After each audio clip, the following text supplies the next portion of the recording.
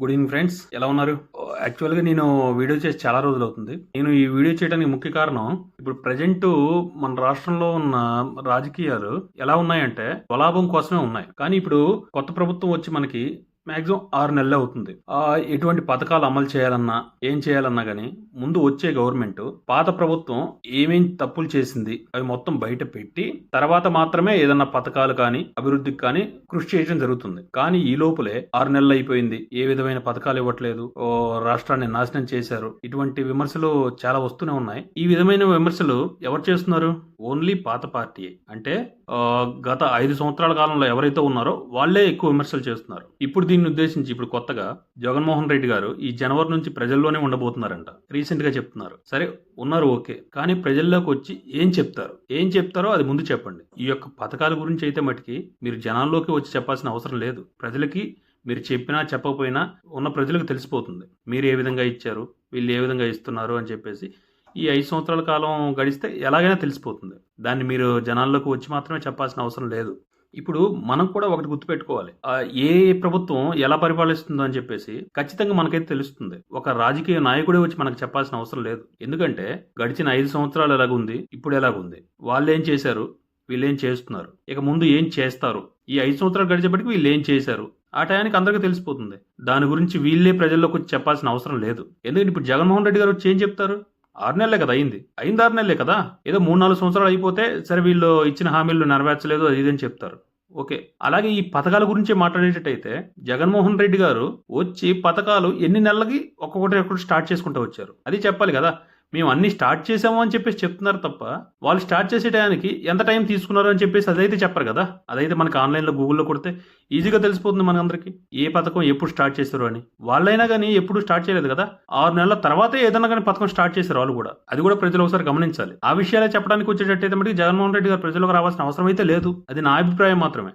ఆ విషయం చెప్పేటట్టయితే ప్రజల్లోకి వచ్చి చెప్పాల్సిన అవసరం లేదు. మీరు అలాగే ఇప్పుడు ప్రజల్లోకి ఎందుకు వస్తున్నారు? మీరు అధికారంలో ఉన్నప్పుడు జనాల్లోకి వచ్చి ఎప్పుడైనా కానీ చెప్పారా మేము ఇది చేస్తున్నాము, ఇది తప్పైంది అని చెప్పేసి ఏమైనా చెప్తున్నారా? లేదు. ఇప్పుడున్న ప్రభుత్వం కంపల్సరీగా ప్రెస్ మీట్ పెట్టి పబ్లిక్ గా అందరికీ అన్ని విషయాలు చెప్తున్నారు. అదైతే ఒక మంచి పరిణామం అనే చెప్పుకోవాలి మనం. ఎందుకంటే వాళ్ళు చేసినా చేయకపోయినా గానీ మేము ఇది చేస్తున్నాం, ఇది చేయట్లేదు అని క్లియర్ గా చెప్తున్నారు ప్రజలకి. మీరు అదే విషయం ఎప్పుడన్నా కానీ ప్రెస్ మీట్లు పెట్టి ఎప్పుడైనా చెప్పారా? మీరు అధికారంలో ఉన్నప్పుడు ఎప్పుడు చెప్పలేదు కదా. ఇప్పుడు మాత్రమే మీకు ప్రెస్ మీట్లు పెట్టి వీళ్ళు చేసేదాని మీద చెప్పాలని అనిపించిందా? ఇదే విషయం మీరున్నప్పుడు ఎందుకు చేయలేకపోయారు? మిమ్మల్ని మీరు ప్రశ్నించుకోండి. ఎవరైనా చేశారా?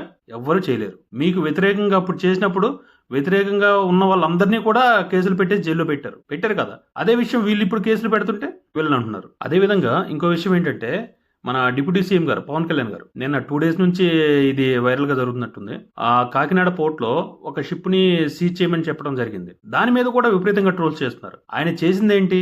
ఆల్రెడీ సీజ్ చేశారు కలెక్టర్ గారు, కానీ బ్యాంక్ గ్యారంటీలు ఎవరైతే డీలర్ ఉన్నారో వాళ్ళు బ్యాంక్ గ్యారంటీలు చూపించేసి దాన్ని రిలీజ్ చేయించుకోవడం జరిగింది. ఆ రిలీజ్ చేసి ఇది వెళ్ళిపోతుంది, ఇది ప్రజలకు తెలియాలి, ఇలా జరుగుతుంది అని చెప్పేసి డిప్యూటీ సీఎం గారు హుటాహుటిని వెళ్ళి ఇది ప్రజలకు తెలియచెప్పాలి అనే ఉద్దేశంతో చేశారు. అంతేగాని ఆయన రాజకీయ కోణంగా ఏదో ప్రగల్భాలు చెప్పేసి ఏదో జోక్గా ఇదంతా చేయలేదు. ఏదైతే విషయం జరుగుతుందో దాన్ని ప్రజల దృష్టికి తీసుకురావాలి అని చెప్పేసే ఇది మొత్తం చేశారు. దాని మీద కూడా విమర్శలు.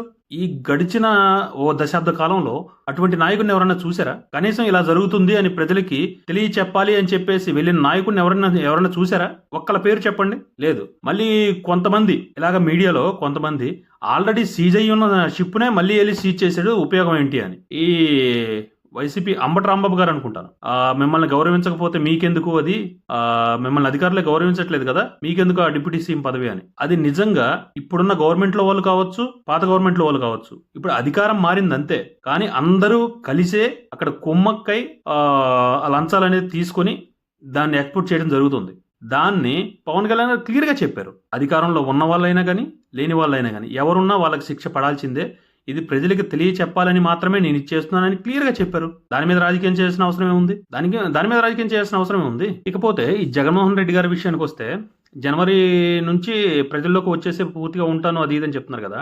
నాకు తెలిసి నా ఉద్దేశం ఏంటంటే, ఆయన జనాల్లోకి వచ్చేసి మీటింగ్ లో ఇవి పెడుతుంటే మేము చేసాం కదా లాస్ట్ టైం లోకేష్ వచ్చినప్పుడు అంతా అడ్డంకులు అవి సృష్టించాం కదా, అటువంటి వీళ్ళు కూడా చేస్తారు అని చెప్పేసి నాకు కూడా సానుభూతి వస్తుంది కదా అని చెప్పేసి చేస్తున్నట్టుంది. దయచేసి టీడీపీ వాళ్ళు లేదంటే జనసేన వాళ్ళు కానీ ఇప్పుడున్న ప్రభుత్వంలో వాళ్ళు ఎవరు కూడా ఇటువంటి అడ్డుకోవాల్సిన అవసరం లేదు. ఎందుకంటే ప్రజలంతా అమాయకులైతే కాదు. ఏం జరుగుతుంది, ఏం జరగబోతుంది ఏంటి అనేది ముందే తెలుసుకుంటారు. ఇప్పుడు 100 మందిలో 40 మంది పోయినా 60 మంది ఇటు ఉంటారు కదా. లేదు మీరు వాళ్ళకి అడ్డంకులు సృష్టించి ఏదన్నా కరప్షన్ కానీ దానికన్నా ఏదైనా పాల్పడినట్లుంటే మీ గవర్నమెంట్ వ్యతిరేకత ఆటోమేటిక్గా పెరిగిపోతుంది. దాన్ని జగన్ గారు వచ్చేసి జనాలకు చెప్పాల్సిన అవసరం అయితే లేదు కదా. ఓన్లీ దానికోసమే వచ్చేటట్టయితే మీ ఎవరూ వాళ్ళని అడ్డుకోవాల్సిన అవసరం లేదు. ఏం మీటింగులు పెట్టుకుంటారో పెట్టుకునివ్వండి. పెట్టుకున్నంత మాత్రాన పోయేదే ఉండదు. జనాలందరికీ ఏం జరుగుతుంది, రాష్ట్రంలో ఏం జరుగుతుందని చెప్పేసి ముందు 5 సంవత్సరాలు ఎలాగుంది, ఇప్పుడు ఎలా ఉండబోతుంది అని చెప్పేసి ఒక ఊహ అయితే ప్రతి ఒక్కరికి ఉంది.